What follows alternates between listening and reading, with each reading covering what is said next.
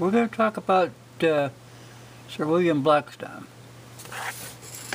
and some other laws, and we're going to get back to this thing about gun control.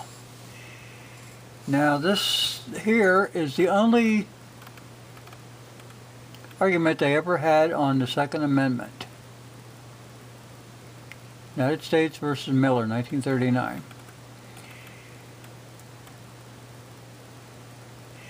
And it says, the significant attribution to the term militia appears to be from the debates in the convention, the history and legislation of the colonies and states, and the writings of approved commentators, and Blackstone was one of those. These show plainly that the militia was comprised of all males physically capable of acting in concert for the common defense. And further, ordinary, when called into service, these men were expected to appear bearing arms supplied by themselves and the kind in common use at the time. That's why I wanted you to understand that. I want you to understand a little bit more about Blackstone. Now,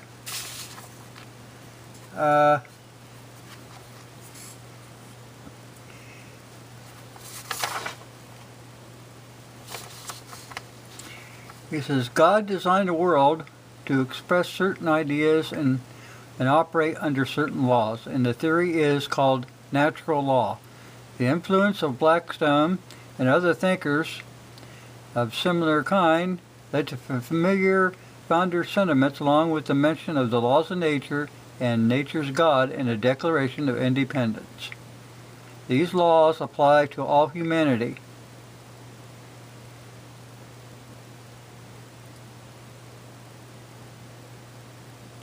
Human laws are therefore to be the product of people comprehending God's purpose and fashioning their own regulations of human conduct to reflect the divine will. Now, reading the Declaration of Independence starts out, this is July 4th, 1776. When in the course of human events it becomes necessary for one people to dissolve the political bonds which have connected them to each other, and to assume among the powers of the earth the separation and equal station to which the laws of nature and of nature's God entitled them, a decent respect to their opinions of mankind requires that they should declare the cause which imped them into the separation. We hold these truths to be self-evident, that all men are created equal, and they are endowed by their Creator with certain unalienable rights, that among these are life, liberty, and the pursuit of happiness. Now, the Second Amendment said the well-regulated militia, being necessary to the security of a free state, the rights of the people to keep and bear arms shall not be infringed. And you have to think about something. The right for you to have any kind of a firearm or anything like that, that can't be given to you by a government. You already have that right. It's a natural right. You were born with it. It can't be taken away. Unless you're like insane or something, well, then that might be the only reason that you could take a firearm off of somebody. Every person has the right to defend yourself, just like an animal out in the woods. They have the right to protect themselves. You can't change a right into a privilege. And that's what the government is trying to do right now with this gun control law. They don't have the authority to do that. They are bound by the Constitution. And if they keep acting up, you also have the right to drag their little butts out of there. You're supposed to have the right to be able to travel freely.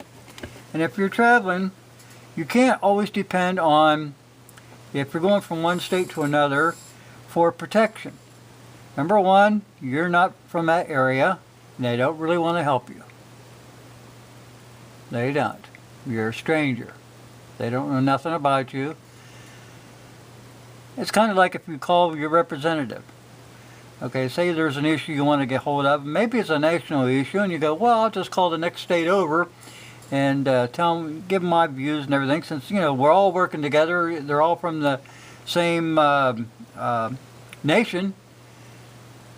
So you call them up and they go, well, you need to get hold of your local people because, you know, we're really concerned about what goes on in our state, not what happens on another.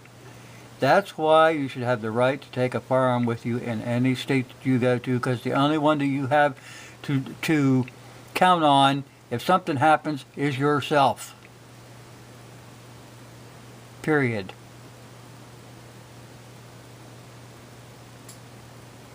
See where this is going? Don't let them change a right into a privilege. I mean, that's a no. No. Something else. Never accept that the government infringing upon your freedom is necessary or justified. You're a free person. You're a free man. Or a woman, whatever you are.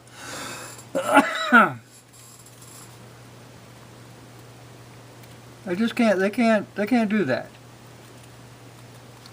They cannot come down on you for having a firearm. Even a felon. A felon gets out of jail as soon as that guy walks through that gate. He's a free man again. He's an American citizen. And as a citizen of the United States of America, he's got a right to keep and bear arms, to protect himself, and to protect the country. That's what being a free person is. And these idiots that think that they can break the law by rewriting laws that have the color of law but hold nothing, there's nothing lawful about them. You don't have to obey any unconstitutional law, period. That's how it's set up. You have the duty not to obey that law.